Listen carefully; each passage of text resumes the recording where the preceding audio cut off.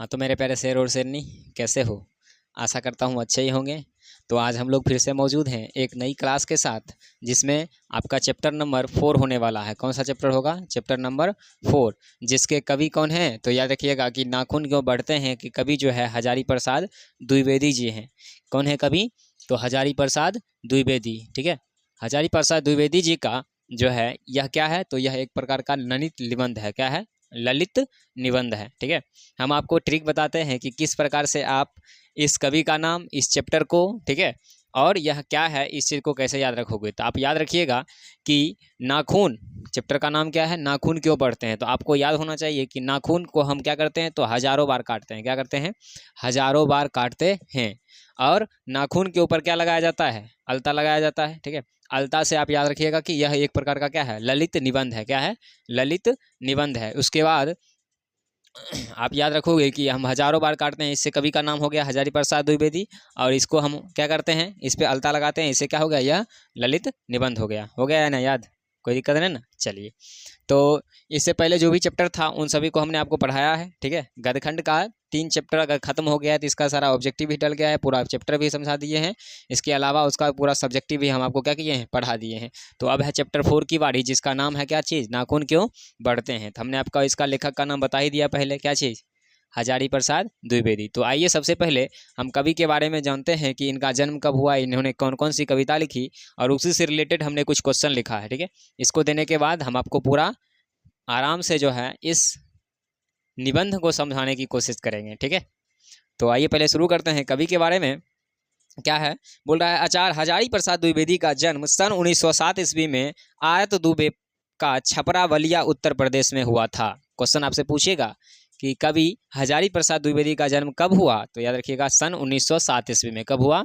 सन 1907 ईस्वी में। अगला है कि आरत दुबे का छपरा बलिया, यानी आरत दुबे का कोई छपरा गांव है, उसके बलिया में, और वह कहाँ पड़ता है? तो अभी फिलहाल में वह उत्तर प्रदेश में स्थित है। आगे है कि द्विवेदी जी का साहित्य कर्म भारतवर्ष में सांस्कृतिक इतिहास की रचनात्मक परिणति है। संस्कृत, प्राकृतिक, अपभ्रंश, बंगला इत्यादि भाषाओं व उनके साहित्य के साथ साथ संस्कृति, धर्म, दर्शन और आधुनिक ज्ञान विज्ञान की व्यापकता व गहनता में बैठकर उनका आगाध पंडित्य, नवीन मानवतावादी सर्जनता और आलोचना की क्षमता लेकर प्रकट हुए हैं। ठीक है, एक यही कवि हैं जो इतना चीज़ के बारे में जो है, इतना चीज़ लेकर जो है ना, क्या हुए हैं? प्रकट हुए हैं। क्या हुए हैं? प्रकट हुए हैं। आगे है कि वे ज्ञान को बोध और पंडित और साहित्यता में ढालकर एक ऐसा रचना संसार हमारे सामने उपस्थित करते हैं। मतलब इनकी कविता लिखने का जो स्टाइल है ना, उसको एक मानो तो एक बार जब आप पढ़ोगे ना, तो उस सिर्फ हृदय पे टच करेगा। ठीक है, क्या पे? हृदय पे टच करेगा। और इनकी कविता इस तरह से सजोकर लिखी जाती है कि पूरा संसार हमारे सामने उपस्थित हो जाता है। क्या होता है? पूरा संसार हमारे सामने उपस्थित हो जाता है। आगे है कि जो विचार की तेजस्विता, कथन के ललायित और बंध की शास्त्रीयता का संगम है। इसमें क्या है? बंध की शास्त्रीयता का संगम है। आगे है, इस प्रकार उनमें एक साथ कबीर, तुलसी और रविंद्रनाथ एकाग्र हो उठते हैं। ठीक है, उनमें जो है कुछ गुण आपको तुलसीदास का भी मिलेगा, उनमें कुछ गुण आपको कबीर का भी मिलेगा, और इनमें कुछ गुण आपको रविंद्रनाथ ठाकुर का भी मिलेगा, जो सभी जग उठते हैं। मतलब कविता लिखते समय उनके शब्द का प्रयोग करोगे तो आपको सब याद आने लगेंगे धीरे धीरे। आगे है कि उनकी संस्कृत दृष्टि अपूर्ण है। उनके अनुसार भारत संस्कृति किसी एक जाति का देन नहीं है। यानी भारत की जो संस्कृति है वह किसी एक जाति का देन नहीं है, बल्कि समय समय पर उपस्थित अनेक जातियों ने श्रेष्ठ साधनासों के लवन नीर संयोग से विकसित हुई है। यानी कि जिस समय जिस जाति का शासन था, उस समय उस जाति ने इस चीज़ में अपना महत्वपूर्ण योगदान निभाया है। क्या किया है? अपना महत्वपूर्ण योगदान निभाया है। आगे है कि द्विवेदी जी की प्रमुख रचनाएं। अब इनके कुछ प्रमुख रचनाएं के बारे में देख लेते हैं। क्या है? तो अशोक के फूल। देखो ये क्वेश्चन बहुत बार पूछा गया है कि अशोक के फूल किसकी रचना है, तो याद रखिएगा हजारी प्रसाद द्विवेदी की।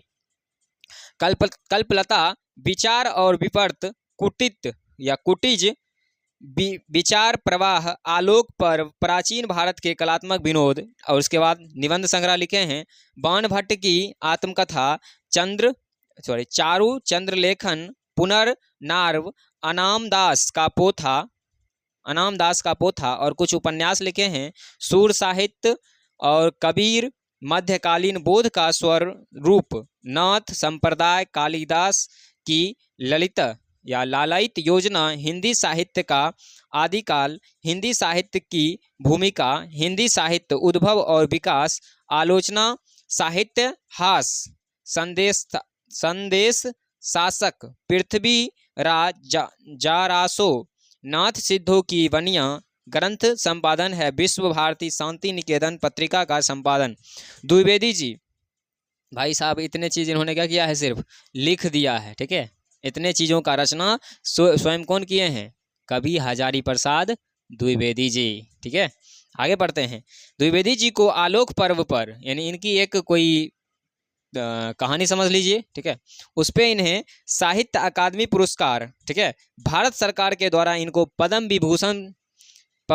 विभूषण सम्मान एवं लखनऊ विश्वविद्यालय द्वारा डी लिट की उपाधि मिली है। मतलब यह इस प्रकार की कविता लिखते लिखते इतने प्रसिद्ध हो गए कि इनको बिना डिग्री कोई प्राप्त किए, यानी किसी डिग्री को बिना पाए हुए भी इनको डी लिट की क्या हो गई? उपाधि प्राप्त हो गई। आगे है कि वे काशी हिंदू विश्वविद्यालय, शांति निकेतन विश्वविद्यालय, चंडीगढ़ विश्वविद्यालय आदि में प्रोफेसर एवं प्रशासनिक पदों पर रहे। यानी ये देखिए पहले कौन कौन से विद्यालय? काशी हिंदू विश्वविद्यालय, शांति निकेतन विश्वविद्यालय, चंडीगढ़ विश्वविद्यालय, इस सब में जो है प्रोफेसर के रूप में, नहीं तो प्रशासनिक पदों के रूप में रहे थे। सन 1779 ईस्वी में उनका क्या हो गया? निधन हो गया। तो क्वेश्चन आपसे पूछेगा कि कवि हजारी प्रसाद द्विवेदी जी का निधन कब हुआ? तो याद रखिएगा 1979 ईस्वी में। 1907 ईस्वी में जन्म लिए और 1979 ईस्वी में ये क्या हो गए? मर गए। आगे है, यानी अब जो देखिए हम पंक्ति पढ़ने वाले हैं वो सीधा आपके किससे? तो इस निबंध से। कौन सा निबंध? तो ललित निबंध से मेल खाएगा। तो इसलिए हम पढ़ते हैं कि हजारी प्रसाद द्विवेदी ग्रंथावली से लिए गए प्रस्तुत निबंध में प्रख्यात लेखक और निबंधकार का मानवतावादी दृष्टिकोण प्रकट होता है। यानी इस निबंध में मानवतावादी का क्या होता है? दृष्टिकोण प्रकट होता है। आगे है, इस ललित निबंध में लेखक ने बार बार, इस ललित निबंध को जो आप पढ़ोगे इसमें कि लेखक ने क्या किया है? बार बार काटे जाने पर भी बढ़ जाने वाले नाखून के बहाने अत्यंत सहज शैली में सभ्यता और संस्कृति की विकास गाथा उद्घटित कर दिखाया है। ठीक है, यानी बार बार जो हम अपने नाखून को काटते हैं और फिर भी यह आगे बढ़ जाता है, इसको इन्होंने क्या किया? इसमें प्रकट किया है। आगे है कि एक और नाखून को बढ़ना मनुष्य की आदिम पाश्विक प्रवृत्ति और संघर्ष चेतना का प्रमाण देता है। ठीक है, मानव का नाखून जो बार बार बढ़ता है यह क्या है? एक पाश्विक प्रवृत्ति का क्या है? प्रतीक है। क्या है? पाश्विक प्रवृत्ति का प्रतीक है। आगे है कि और इसके अलावे यह संघर्ष चेतना का क्या है? प्रमाण है। मतलब हमें भी अपने जीवन में, आप जानते हो कि हम लोग अभी से लेकर बचपन से लेकर अभी तक में हजार लाख करोड़ बार काट दिए होंगे नाखून को। नहीं, एक सप्ताह में तो आ जाता है फिर से, नहीं, और 2 सप्ताह में पैर वाला आ जाता है। पैर वाला थोड़ा लेट से बढ़ता है। ठीक है, ये याद रखिएगा आप जब हाथ वाले को जो है ना 2 बार काटोगे तो पैर वाला को 1 ही बार काटना पड़ेगा। तो ये लोग हम क्या करते हैं? हजारों बार काटते हैं लेकिन यह फिर भी बढ़ना नहीं छोड़ता। नहीं, और हम लोग 1-2 बार असफल हुए, एक बार एग्जाम में कम नंबर आया तो पता चलता है एग्जाम से ही गायब होना शुरू कर दें। भाई सीख, इससे भी तो कुछ सीख लो कि भाई इसको 1000 बार काटते हैं फिर भी यह अपना काम नहीं छोड़ता, ये फिर भी वापस आ ही जाता है। तो इसलिए हमें यह संघर्ष करने की भी क्या देता है? प्रेरणा देता है। क्या करता है? संघर्ष करने की प्रेरणा देता है। आगे है कि दूसरी ओर उन्हें बार बार, ये तो हो गया, हाँ, दूसरी ओर उन्हें बार बार काटते रहना और अलंकित करते रहना मनुष्य के सौंदर्य बोध और सांस्कृतिक चेतना को भी निरूपित करता है। लेखक ने नाखून के बहाने मनोरंजन शैली में मानव साहित्य का दिग्दर्शन कराने का सफल प्रयत्न किया है। यह निबंध नई पीढ़ी में सौंदर्य बोध, इतिहास चेतना और सांस्कृतिक आत्मगौरव का भाव प्रकट करती है। यानी यह जो क्या है, ये ललित निबंध जो है यह नई पीढ़ी को भी सौंदर्य का बोध कराता है, इतिहास चेतना का बोध कराता है और संस्कृत आत्मगौरव का भी क्या कराता है, बोध कराता है। ठीक है, हम लड़के लोग जो है अपने नाखून को क्या करते हैं भाई साहब, काट लेते हैं, लेकिन लड़कियां देखोगे पूरा नाखून को जो है ना बढ़ा बढ़ा के रखती है। आपको पता है कि नाखून क्यों बढ़ा बढ़ा के रखती है? ताकि ये जो है ना नाक अच्छा से क्या करे, वो साफ कर सके अपना। ठीक है, इसीलिए बहुत देखोगे सबका बड़ा बड़ा रहेगा, काटने के लिए भी बोलोगे ना तो नहीं काटता है। ठीक है, तो ये सब हमने क्या किया, कवि के बारे में पढ़ा। तो अब देखिए इस कवि से रिलेटेड कुछ हमने क्वेश्चन को लिखा है, इसको बना लेते हैं और इसके बाद जो है हम लोग चलेंगे अपने कहाँ पे, कहाँ, तो पूरा निबंध पे चलेंगे, क्या है निबंध और क्या चीज़ के बारे में इसमें चर्चा किया गया है। तो कुछ क्वेश्चन है, लिख लीजिए। सबसे पहला क्वेश्चन है कि नाखून क्यों बढ़ते हैं, यह पाठ की कौन सी विधा है? तो आपको पता है यह पाठ की कौन सी विधा है, तो यह एक प्रकार का ललित निबंध है। क्या है, ललित निबंध है। नेक्स्ट है कि इस कहानी के लेखक कौन है? तो आपको पता है इस कहानी के लेखक कौन है, हजारी प्रसाद द्विवेदी। कौन है, हजारी प्रसाद द्विवेदी। नेक्स्ट, इनका जन्म कब और कहाँ हुआ था? तो इनका जन्म जो है सन 1907 ईस्वी में कहाँ हुआ था जी? तो दुबे याद रखोगे इसको, दुबे का छपरा जो कि है बलिया में, और यह बलिया कहाँ पड़ता है फिलहाल में? तो उत्तर प्रदेश में पड़ता है। कहाँ पड़ता है? उत्तर प्रदेश में पड़ता है। यहीं पर इनका क्या हुआ था भाई साहब, जन्म हुआ था। नेक्स्ट, कवि को कितने भाषाओं का ज्ञान था? सीधे बोल दीजिए, बहुत सारे भाषाओं। यानी कौन कौन से? तो हिंदी, संस्कृत इत्यादि भाषाओं का क्या था, बांग्ला भाषा भी जानते थे, तो बहुत से भाषा। ठीक है, इनको बहुत से भाषा का ज्ञान था। नेक्स्ट, अशोक के फूल, कल्पलता, विचार के विवर्त, सूर साहित्य उपन्यास के लेखक कौन है? तो आपको पता है कौन है, तो हजारी प्रसाद द्विवेदी। ठीक है, हजारी प्रसाद द्विवेदी। नेक्स्ट आगे, शांति निकेतन पत्रिका का संपादन किसने किया था? तो याद रखिएगा हजारी प्रसाद द्विवेदी। नेक्स्ट, आलोक पर्व पर कौन सा पुरस्कार प्राप्त हुआ? तो हमने आपको अभी तुरंत बताया था कि आलोक पर्व पर इन्हें जो है साहित्य अकादमी पुरस्कार द्वारा क्या किया गया है, सम्मानित किया गया है। आलोक पर्व पर इन्हें साहित्य अकादमी पुरस्कार द्वारा जो है इनको सम्मानित किया गया है। नेक्स्ट है कि भारत सरकार द्वारा इन्हें कौन सा पुरस्कार प्राप्त हुआ है? तो ये इनको जो है पद्म विभूषण पुरस्कार दिया गया है। किसके द्वारा भाई साहब? भारत सरकार के द्वारा। किसके द्वारा? तो भारत सरकार के द्वारा। नेक्स्ट है कि कवि का निधन कब हुआ था? कवि का निधन कब हुआ था? तो आपको पता है कि 1973 ईस्वी था ना, नहीं सॉरी 79 ईस्वी। कवि का निधन कब हुआ? 1979 ईस्वी में। नेक्स्ट है कि इस ललित निबंध से नई पीढ़ी को क्या शिक्षा मिलती है? तो यह नई पीढ़ी को जो है आत्मगौरव का भाव जगाती है। क्या करती है? तो आत्मगौरव का भाव जगाती है। यहाँ पर क्या लिखोगे? आत्म गौरव का भाव जगाती है। यह नई पीढ़ी को जो है आत्मगौरव का क्या करती है? भाव जगाती है। इस बात को आप याद रखिएगा। ठीक है, तो इस तरह से हमने सिर्फ क्या देखा है अभी, कवि परिचय के बारे में, और आपको पूरा हम निबंध को समझाएंगे। इसके लिए हमें थोड़ा सा बोर्ड को क्या करना पड़ेगा, साफ करना पड़ेगा। तो जस्ट साफ करके आपको तुरंत क्या करते हैं, इसका पूरा निबंध समझा देते हैं। चलिए, तो हम लोग जो है अब जल्दी से इस निबंध को समझ लेते हैं। ठीक है, आपको भी पता होगा कि निबंध हम लोग क्या करते हैं भाई, किस तरह से निबंध लिखते हो।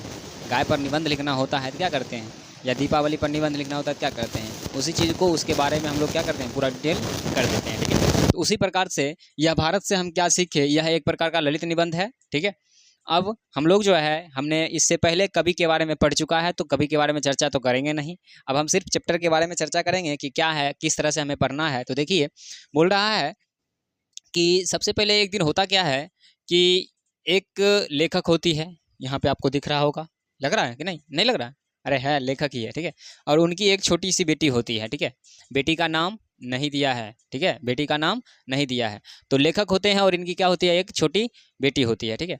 तो एक दिन जो है यह बाहर में खेल रही थी और खेलते खेलते यह जो है दौड़ते हुए आई और अपने पापा जी से पूछने लगी कि पापा पापा बताइए नाखून जो है क्यों बढ़ते हैं, ठीक है। क्या बोली, पापा पापा बताइए नाखून क्यों बढ़ते हैं, ठीक है। अब भाई साहब लेखक भी जो है क्या हो गए, सोच में पड़ गए कि सही बात है यार, नाखून क्यों बढ़ता है, ठीक है। ये बात तो कभी मेरे मन में आया ही नहीं। और कभी कभी आप गौर करना कि कभी कभी बच्चे जो है ना ऐसे ऐसे सवाल पूछ देते हैं जो हमें खुद पता नहीं रहता है, ठीक है। और अजीब सा सवाल पूछेगा, मतलब रैंडमली कुछ भी पूछ दिया, ठीक है।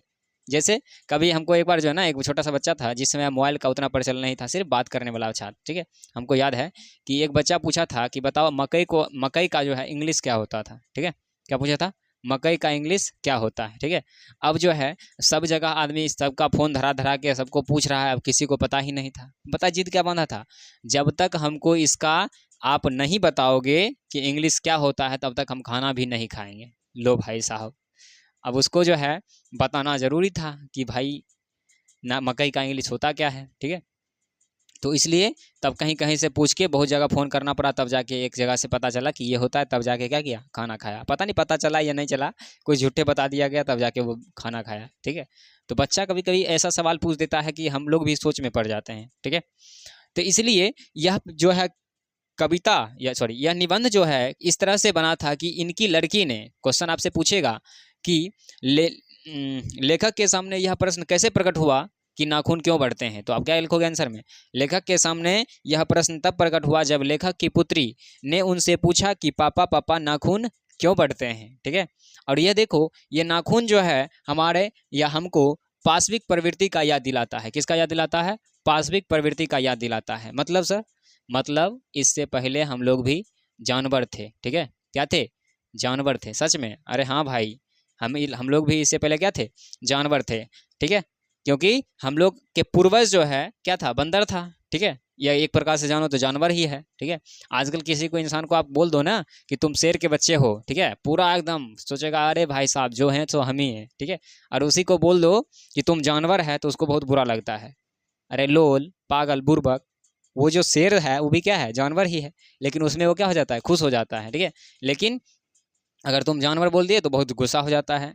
तो आपसे यहाँ पर पूछेगा कि नाखून जो है क्या है, तो याद रखिएगा कि नाखून जो है हमारी पाशविक प्रवृत्ति का क्या है, प्रमाण है कि इससे पहले हम लोग भी जानवर थे। दूसरा आगे है कि यह प्रश्न लेखक के सामने कैसे प्रकट हुआ, तो आपको पता है कि यह प्रश्न कैसे प्रकट हुआ, तो इनकी बेटी ने इनसे पूछा था कि पापा पापा नाखून क्यों बढ़ते हैं। आगे है कि नाखून, नाखून का जो है प्रयोग हम लोग पुराने ज़माने की बात कर रहे हैं भाई, ये अभी का नहीं है, पुराने ज़माने की बात है कि नाखून का प्रयोग जो है हम लोग अस्त्र के रूप में करते थे। किसके रूप में करते थे, अस्त्र के रूप में करते थे, ठीक है। मतलब नाखून, कोई हमको मान लो हमको मारने के लिए आया तो हम लोग भी जो क्या करते थे, नाखून से ही पूरा नोच नोच कर पूरा मसाला बना देते थे उसका, ठीक है। किससे, तो नाखून से ही नोच कर मसाला बनाते थे। उसके बाद हम लोग शस्त्र के रूप में भी प्रयोग करना शुरू किए। अस्त्र का मतलब होता है कोई हमको लेकर मारने के लिए आया तो वो अस्त्र होगा, ठीक है। जैसे हम आपको गोली मार रहे हैं, ठीक है, गोली मार रहे हैं, मार दें, अरे नहीं तुमको नहीं मारेंगे, ठीक है। तो गोली अगर हम मार रहे हैं तो वो क्या हो गया, अस्त्र हो गया। और हम उसके बचाव के लिए कुछ चीज़ लेकर हम अपनी रक्षा कर लिए तो वो क्या हो गया, शस्त्र हो गया, ठीक है। उसके बाद लिखो, लोग जो है ना धीरे धीरे आगे की ओर बढ़े हैं। सर पहले हसुआ नहीं था, खुरपी नहीं था, अरे नहीं, पहले ये सब नहीं था। सबसे पहले लोग जो है अपनी रक्षा नाखून से करने लगे थे। किससे करे थे, नाखून से करे थे। उसके बाद जो है ना इन्होंने अपनी रक्षा के लिए पत्थर बनाया था, ठीक है। मतलब क्या करते थे, तो डंडा काट के उसके बीच में एक पत्थर को जो है घर के मतलब पूरा अच्छा सा नुकीला बना के और उस हाँ उस बांस के अंदर में जो देकर बांध देता था, ठीक है। किसी को मान लो मारना होता है, शिकार करना होता था तो उसी से फेंक कर मारता था, वो क्या होता था, मर जाता था, ठीक है। दूसरा आगे क्या है, फिर से हमने जो है जब नाखून खत्म हुआ उसके बाद हमने पत्थर बनाया, पत्थर से हुआ, उसके बाद हमने क्या किया, दांत से भी, ठीक है। पहले हम लोग का अस्त्र जो है दांत भी था, ठीक है। दांत से भी हम लोग क्या करते थे, किसी चीज़ को मारते थे या काट लेते थे, ठीक है। जब अपनी ज़िंदगी पर पड़ जाती है तो सब चीज़ क्या होता है, फीका ही लगता है, ठीक है। ज़िंदगी बचाना है तो ज़्यादा सोचना नहीं है, जो मिल गया उसमें धो दो, बात खत्म। उसके बाद हमने क्या किया, तो तीर से, ठीक है, मतलब निशाना बनाने वाला बनाया, ठीक है, कि इस तरह से तीर लेंगे और धाए से आपको ठोक देंगे, ठीक है। तो तीर से बचाना शुरू किए। उसके बाद फिर तलवार बना, ठीक है। तलवार के बाद क्या बना, बंदूक बना, परमाणु बम बना, अणु बम बना, ठीक है। अभी देखोगे जितने भी विकसित देश हैं, ठीक है, भले यूएसए हो, रूस हो, अमेरिका हो, ये सब विकसित देश जो है बहुत सारा परमाणु बम, अणु बम बना के रख लिया है, ठीक है। अगर ये सबको बोल दिया जाए कि आज पृथ्वी खत्म करना है, तो 10-15 से 20 मिनट के अंदर जो है पूरा पृथ्वी क्या करेगा, खत्म करके रख देगा। कैसे सर? तो भाई साहब रूस को कम मत समझिए, वह जो है हमारे पूरी दुनिया में इस तरह से नाप नाप कर जो है अपना बम को बिठाया हुआ है कि एक बार अगर गिरा दिए तो बस खत्म, ठीक है। बस बटन टिप देगा, बटन टिपने के बाद जो है पूरा का पूरा पृथ्वी क्या होगा, नाश हो जाएगा। इस तरह से नाप नाप के रखा है, ठीक है। आपको पता होगा कि एक परमाणु बम लगभग 20 किलोमीटर तक का सिर्फ जलाकर खत्म करता है, और उससे निकलने वाली अल्फा किरणें, गामा किरणें, ठीक है, वो हम आपको बताया था किसमें, हिरोशिमा नामक चैप्टर में, ठीक है। पढ़े थे? नहीं सर, वो तो नहीं पढ़े थे, यही पढ़ने के लिए आए हैं। तो पढ़ो, क्या दिक्कत है, वो बात पता नहीं होगा आपको, ठीक है। तो इस तरह से अभी जो है फिलहाल की बात कर रहे हैं हम, उस समय की बात कर रहे हैं जब मेरे पास कोई नहीं था। हम लोग अस्त्र शस्त्र के रूप में नाखून का ही प्रयोग करते थे, ठीक है। उसके बाद इसके बाद जो है हम लोग किसका प्रयोग करने लगे, नाखून के बाद हमने दांत को अपना अस्त्र बनाया, ठीक है, कि किसी चीज़ को काटना है। तो आपको भी पता है ना कि पहले ज़माने में क्या था भाई साहब, ये सब कुछ नहीं था क्या। तो इस तरह से पढ़ना लिखना, ठीक है। इसलिए एक बंदा बोला था कि पता नहीं ये पढ़ाई लिखाई का आइडिया किसको आया, क्या बोला था कि पढ़ाई लिखाई का पता नहीं ये आइडिया किसको आया था, कितना मस्त होता, जंगल में रहते और झिंगा लाला हु करके क्या करते, मर जाते, ठीक है।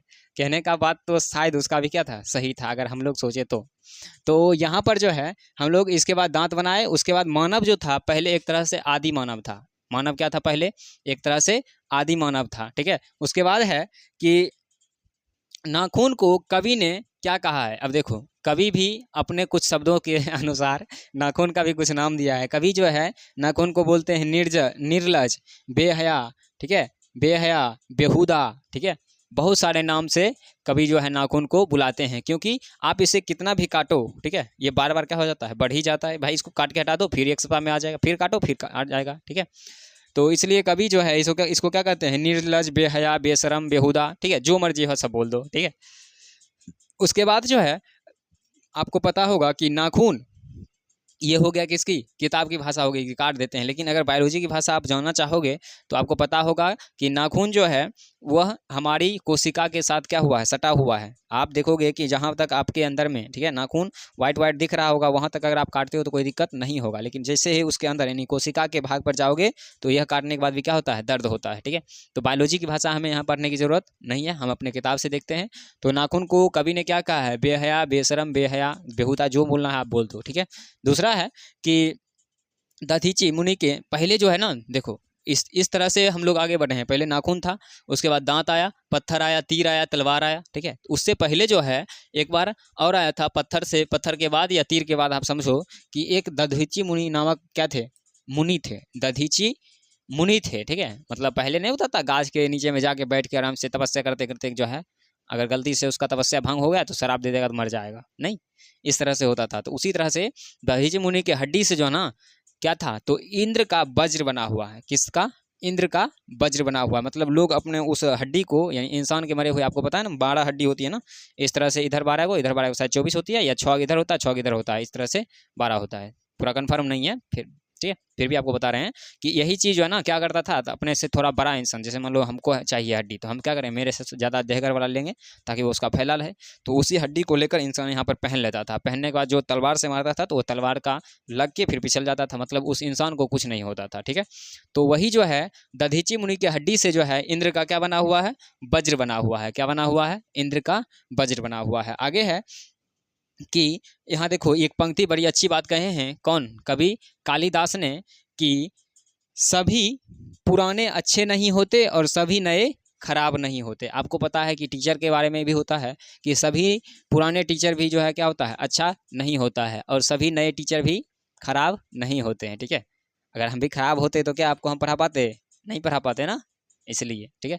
तो इसलिए कवि का कहना है, किनका, कालिदास का कहना है कि सभी पुराने अच्छे नहीं होते और सभी नए खराब नहीं होते, ठीक है। ये किसका कथन है, कालिदास का। क्वेश्चन आपसे पूछेगा कि सभी नए अच्छे नहीं होते और सभी पुराने अच्छे नहीं होते और सभी नए खराब नहीं होते, यह कथन किसका है, तो याद रखिएगा कालिदास का है। किसका है, कालिदास का है। नेक्स्ट है कि एक बात और, उसके बाद जो है पहले जो तलवार से पहले जो है ना इन सभी चीज़ों का खोज, यानी लोहा का खोज अगर आपसे कोई पूछे कि किसने किया है, तो याद रखिएगा कि आर्य समाज के लोगों ने किया था। कि किसने किया था, आर्य समाज के लोगों ने, ठीक है, जो लोहा का खोज किए थे और उसके बाद वही जो है आगे चलकर क्या बने, हिंदू बने थे। क्या बने थे, हिंदू बने थे, ठीक है। तो क्वेश्चन आपसे पूछेगा कि बताइए कि दधीची मुनि का हड्डी से क्या बना हुआ है, इंद्र का वज्र। नाखून क्यों बढ़ते हैं, यह प्रश्न लेखक के सामने कैसे प्रकट हुआ, तो क्या बताओगे। नाखून क्यों बढ़ते हैं, यह प्रश्न लेखक के सामने उनकी छोटी बेटी, ठीक है, कौन, उनकी छोटी बेटी एक दिन पूछी कि पापा पापा यह नाखून क्यों बढ़ते हैं। इस तरह से लेखक के सामने यह प्रश्न प्रकट हुआ। लेखक ने नाखून के बारे में क्या कहा है, तो लेखक ने नाखून को एक अस्त्र के रूप में संगत माना है। इसके अलावे लेखक ने नाखून को बेहया, बेशरम, बेहला, जो भी मर्जी है, ठीक है, उस तरह से बोल सकते हैं, ठीक है। तो मेरे ख्याल से इसमें आपको कहीं कोई दिक्कत नहीं होगा। बाकी अगर कोई दिक्कत है तो इसके जस्ट बाद आपको ऑब्जेक्टिव का मिल जाएगा वीडियो, और उसके तुरंत बाद क्या मिलेगा, सब्जेक्टिव मिलेगा। तो उन सभी को देख लो, मेरे ख्याल से एक भी क्वेश्चन छूटने वाला नहीं है, ठीक है। तो इसको जिस तरह से हम लोग बना सकते थे उस तरह से हमने बनाया, ठीक है। बाकी आप देख लो जैसा भी लगे, ठीक है। तो आज के लिए इतना ही रहने दीजिए, देखेंगे विशेष अगले क्लास में। तब तक के लिए जय हिंद।